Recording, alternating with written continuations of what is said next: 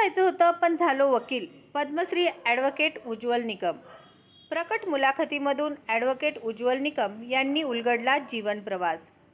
आईची इच्छा होती मी डॉक्टर व्हावे म्हणून प्रयत्न केला, परंतु अवघ्या 2 मार्कांनी माझी डॉक्टर होण्याची इच्छा अपूर्ण राहिली.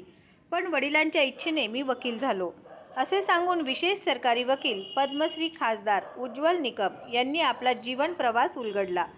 महाराष्ट्र साहित्य परिषद शाखा दक्षिण सोलापूर यांच्या वतीने बुधवारी शिवछत्रपती रंगभवन येथे आयोजित प्रकट मुलाखतीमध्ये ते बोलत होते. प्रिसिजन कंपनीचे जनसंपर्क अधिकारी माधव देशपांडे यांनी त्यांची मुलाखत घेतली. घरात वडील बॅरिस्टर होते म्हणून वडिलांची इच्छा होती की मी वकील व्हावे, पण माझी इच्छा नव्हती. सहकाराच्या एका खटल्याने वकिलीची सुरुवात झाली. जळगाव येथील खटल्यातून मला मुंबई बॉम्बस्फोटात विशेष सरकारी वकील म्हणून काम करण्याची संधी मिळाली. जळगाव ते मुंबई असा प्रवास करत असताना अनेक संवेदनशील आणि महत्त्वाच्या खटल्यात सरकारची बाजू मांडून गुन्हेगारांना शिक्षेपर्यंत पोहोचविण्यात यश आले. त्यातच मुंबईवरील दहशतवादी हल्ल्यात महत्त्वाची भूमिका आंतरराष्ट्रीय स्तरावर मांडता आली. माझी भावना नेहमी माझा देश प्रथम अशीच आहे. म्हणूनच दहशतवादी कसाबला फाशीपर्यंत आणि पाकिस्तानचा दहशतवादी चेहरा उघडा पडण्यापर्यंत यश मिळाले.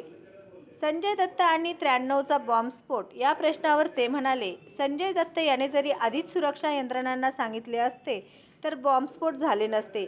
नेता असो की अभिनेता, खोटी गांधीगिरी पांघरून पाप धुता येत नाही. आतंकवादाला कोणताच धर्म नसतो असेही ते म्हणाले. कसाब आणि बिर्याणी हे केवळ एक वकिली युक्तिवाद होता. मीडिया ट्रायलचा न्यायाधीशावर परिणाम होत नाही असे माझे मत आहे.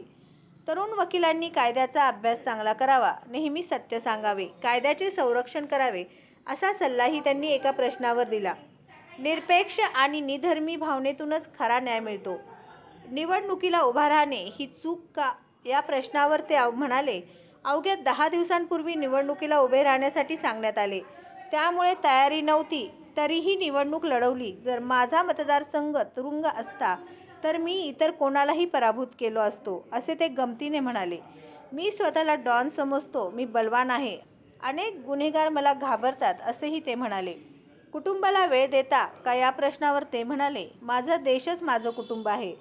जळगावपासून सुरू झालेला जीवनाचा प्रवास मुंबई आणि आता राज्यसभेचे खासदार असा यशस्वीपणे सुरू आहे. यामध्ये मी समाधानी आहे असेही ते म्हणाले. तब्बल 1.5 तास सुरू असलेल्या प्रकट मुलाखतीमध्ये माधव देशपांडे यांनी अनेक महत्त्वाचे प्रश्न विचारत निकम यांना बोलते केले. पद्मश्री ॲडव्होकेट उज्ज्वल निकम यांनीही दिलखुलासपणे प्रत्येक प्रश्नाला उत्तर दिली. प्रारंभी महाराष्ट्र साहित्य परिषदेचे कार्यवाह जितेश कुलकर्णी यांनी प्रास्ताविक केले आणि आभार व्यक्त केले, तर उज्ज्वल निकम आणि माधव देशपांडे यांचा परिचय अविनाश महागावकर यांनी केला. नंतर ॲडव्होकेट उज्ज्वल निकम यांच्यावरील चित्रफीत दाखवण्यात आली. नंतर प्रधानमंत्री ग्राम सडक योजनेचे कार्यकारी अभियंता दिनेश परदेशी यांच्या हस्ते ॲडव्होकेट उज्ज्वल निकम यांचा सत्कार करण्यात आला. त्यानंतर माधव देशपांडे यांचा सत्कार इंद्रजित पवार यांच्या हस्ते करण्यात आला. यावेळी मसापचे अध्यक्ष प्राध्यापक दीपक देशपांडे, कार्याध्यक्ष प्रशांत बडवे उपस्थित होते. या कार्यक्रमाला कोषाध्यक्ष अमोल धाबळे, कार्यकारिणी सदस्य प्रकाश मोकाशी, पृथा हलसगीकर, मेधा कुलकर्णी, प्रसिद्धी प्रमुख विनायक होटकर यांच्यासह जिल्हा सरकारी वकील प्रदीप सिंह राजपूत, भाजपाचे माजी जिल्हाध्यक्ष शहाजी पवार, योग शिक्षिका सुधा आळणीमोरे, सिद्धेश्वर किनगी, विशाल शिंदे, निलेश शहा, सात्विक बडवे, रसिका बडवे आदींसह मोठ्या संख्येने श्रोते उपस्थित होते.